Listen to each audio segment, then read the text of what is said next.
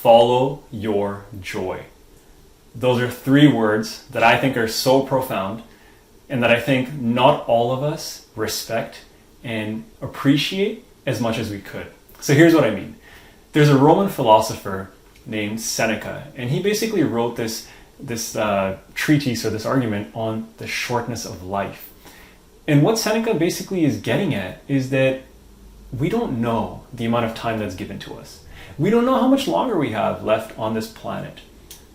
So the things we do each and every moment matter. Robin Sharma, an amazing leadership development coach, he talks about what he calls joy as a GPS. And his model is all about doing the things that give us joy in terms of the people we hang out with, the places we visit, and the things we do. So that could be your career, it could be your hobbies, it could be like your vacations, it could be anything that you do. If you put those two things together, the shortness of life and using your joy as a GPS, all of a sudden, in my humble opinion, you have a recipe for absolute success. So what I'd encourage you to do is not take your time for granted. Take advantage of every moment that's given to you. And when you are doing something, start to train the skill of being present in what you're doing.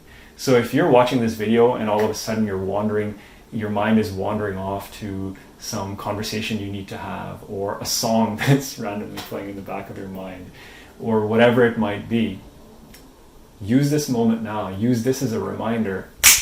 That's your reminder. Let's come back to the present moment. Focus on what we're doing right now because you chose to be here. And obviously you're finding some value in whatever is being delivered here. So come back here. This will finish in a couple of minutes, and then you can focus on the next task at hand.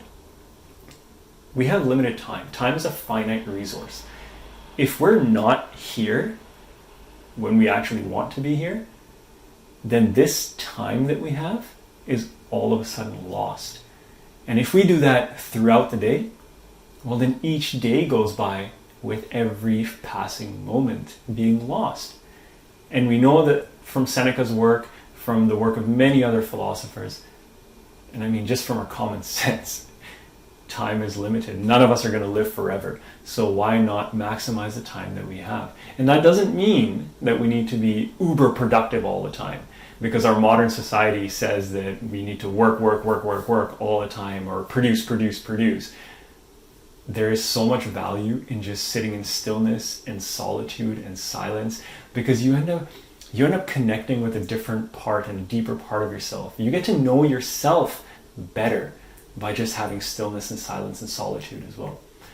So again, I went on a bit of a tangent there, but coming back to the notion of the shortness of life and maximizing your time by being present in every moment, consider using the model that Robin Sharma created called Joy as a GPS. Create a list of all the things you do. Besides them, write down whether they actually bring you joy. If you're doing something that doesn't bring you joy, I highly encourage you to consider why you're doing it. Yeah, I will admit there are certain responsibilities and there are certain things that we have to do.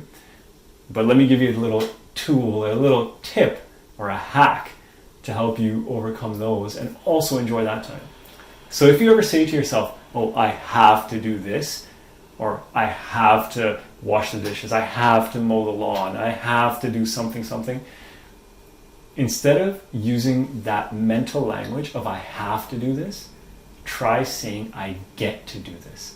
By saying I get to do this, all of a sudden you are positioning that task in your mind, not as something that you despise doing and that you're being forced to do and you don't have any desire to do, but you have to do it. All of a sudden that's shifting to something that you get the opportunity to do, something that you may be grateful for doing. And if it's washing dishes, I get to wash the dishes because I get to have a clean home and I get to save my wife or my partner or my mom or my dad or whoever it is from having to wash the dishes. I get to mow the lawn so that my dad doesn't have to mow the lawn, or my partner doesn't have to mow the lawn, or my parents don't have to spend money on hiring someone to mow the lawn, or I get to mow the lawn because it gives me a beautiful feeling of creating something majestic in our home. Whatever it might be, right? I'm just throwing stuff out there. But the point I'm trying to make is that by changing our internal language, and sometimes our external language too, when we say these things to others, it suddenly shifts our mindset and our approach to whatever we're doing. I want to leave you with that. Follow your joy. Reflect on the shortness of life. It's not a bad thing.